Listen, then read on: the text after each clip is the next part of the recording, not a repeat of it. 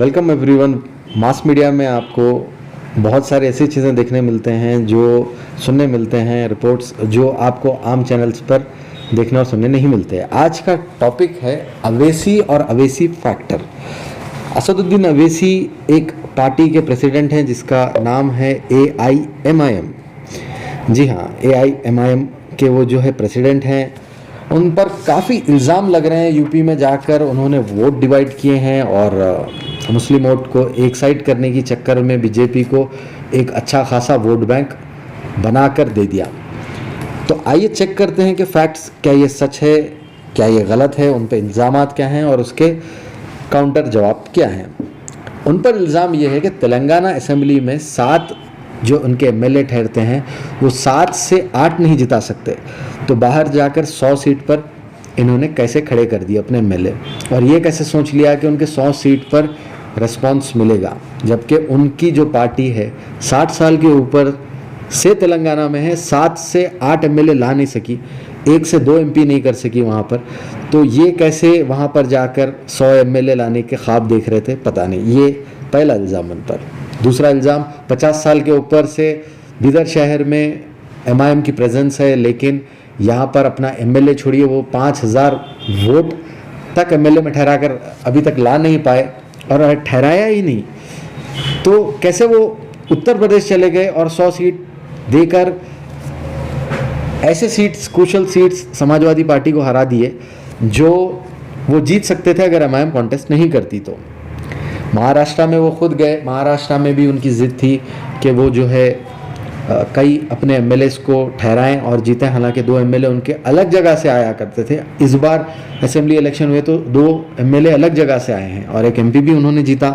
अगर वो महा विकास आघाड़ी जो हमारे अंबेडकर साहब के जो पोते हैं उनकी है, अगर उनके साथ रहते तो शायद ये नंबर और भी बढ़ सकता था। पता नहीं क्यों उन्होंने उनके साथ गठबंधन नहीं किया।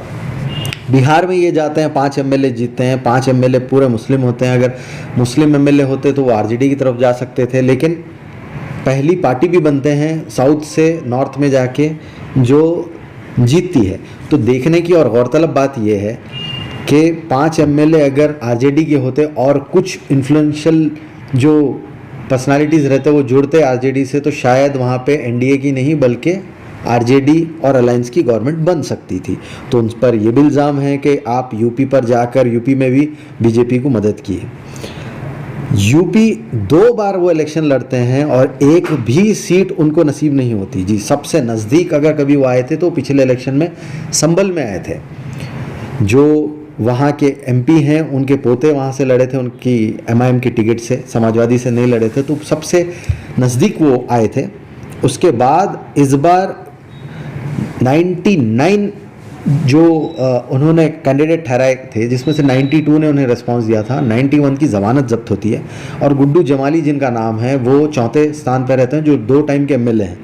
तो बिल्कुल ही आप समझ सकते हैं कि प्रदर्शन ख़राब था, प्लस वहाँ पर 0 सीट्स इन्होंने रजिस्टर कराई। इन पर इल्ज़ाम भी लगता है कि वो बीजेपी के एजेंट हैं। मुस्लिम वोट्स जमा करने को कम और नॉन मुस्लिम वोट्स जमा ज़्यादा करते हैं ये, क्योंकि ये बीजेपी की बी टीम है। ऐसे इल्ज़ामात उनके ऊपर हर टाइम लगते रहते हैं।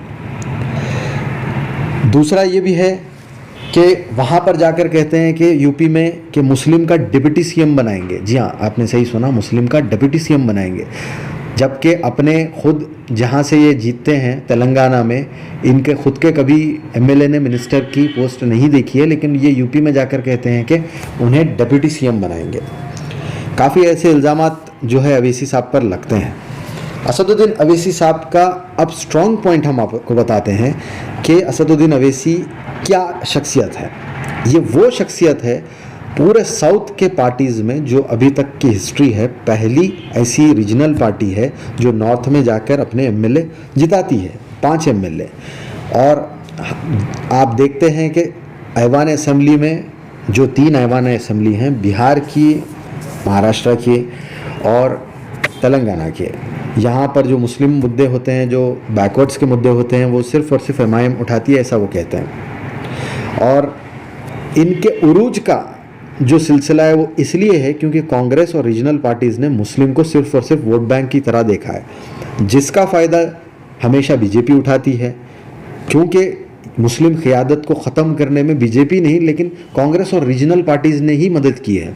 मुस्लिम बड़ी क़यादत को निस्तो नाबूद कर देते हैं। ग़ुलाम नबी आज़ाद से लेके आज़म खान आप लीजिए, कर्नाटक में सीएम इब्राहिम लीजिए और जाफ़र शरीफ लीजिए, ये यूनियन मिनिस्टर तक गए थे जब अपना अच्छे मुकाम पर थे और जब पार्टीज़ अच्छे फंक्शन करते थे।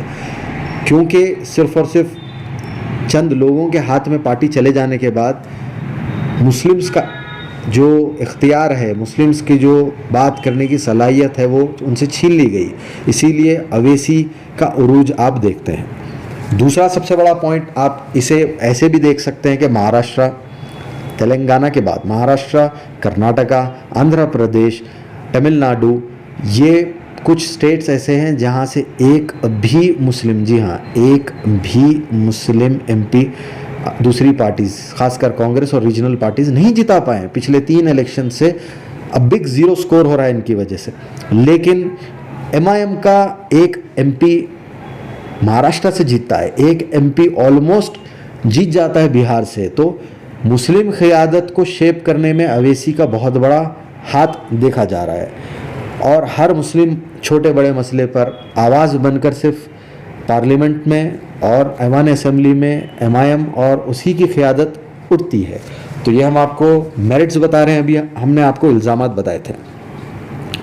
और दूसरी चीज़ ये है कि हैदराबाद का डेवलपमेंट, हैदराबाद के लोगों का डेवलपमेंट और वहाँ के ख़ासकर अक़लियतों का जो डेवलपमेंट है वो एक बहुत अच्छा नमूना बन के आ रहा है। हाँ, हालांकि जो है वेस्ट बंगाल है, केरला है, आसाम है, बहुत सारी ऐसी जगह है जहाँ पे मुस्लिम्स एमपी बनते हैं, मुस्लिम्स एमएलए बनते हैं, बट वहाँ की मुस्लिम की माशी हालत बहुत कमज़ोर है बनिस्बत हैदराबाद के। तो अवैसी ने एम्पावर किया है अपनी कौम को, ऐसे आप कह सकते हैं। अवैसी एक ज़बान, एक आवाज़, एक हिम्मत बनकर उभरे हैं।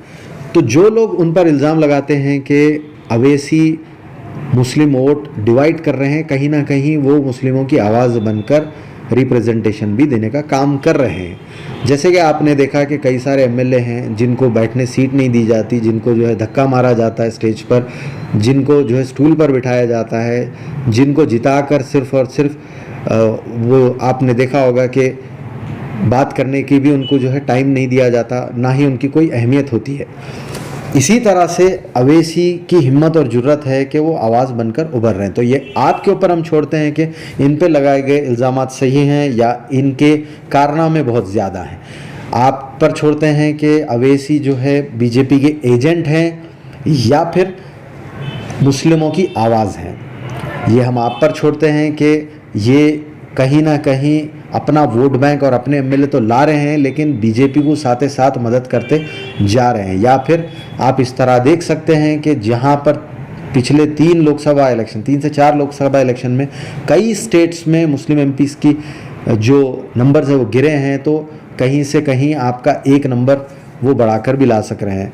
तो कर्नाटका, तेलंगाना, महाराष्ट्र, तमिलनाडु और आंध्र प्रदेश, यहाँ के जो मजलूम और बैकवर्ड क्लासेस हैं, इनकी क्या आवाज़ अवैसी बन सकते हैं या फिर इन पर यह टैग लगते रहेगा कि यूपी में दूसरी बार भी योगी को इन्होंने ही जाकर जिताया है।